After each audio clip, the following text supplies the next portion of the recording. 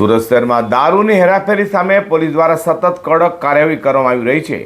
આવી જ એક કાર્યવાહીમાં પીસીબી પોલીસે અડાજણ વિસ્તારમાં કારમાં વિદેશી દારૂની હેરાફેરી કરતા વલસાડના 2 બુટલેગરોને ઝડપી પાડી લાખો રૂપિયાની મત્તા કબજે કરી છે।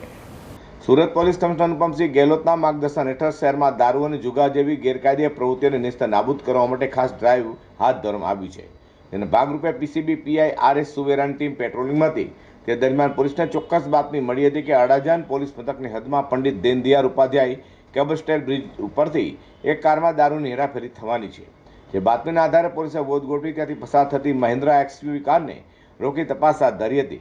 કારની તપાસ દરમિયાન તેમાંથી મોટી માત્રામાં વિદેશી દારૂનો જથ્થો મળી આવ્યો હતો, જેથી પોલીસે કારમાં સવાર વલસાડના 2 બુટલેગરો સાવન વિપુલ પટેલ અને જીગર બિરબલ પટેલને ઝડપી પાડ્યા હતા। પોલીસે આરોપીઓ પાસેથી દારૂનો જથ્થો, મોટરકાર અને મોબાઈલ ફોન સહિત કુલ 12,08,000થી વધુની મત્તા કબજે કરી છે। પ્રાથમિક પૂછપરછમાં દારૂ સપ્લાય કરનાર પ્રભાત રાજા ટંડેલ મોકલ્યો હતો, જ્યારે સુરતમાં રાજુ માલિયાએ દારૂ મંગાવ્યો, જેથી બંનેને વોન્ટેડ જાહેર કરાયા છે।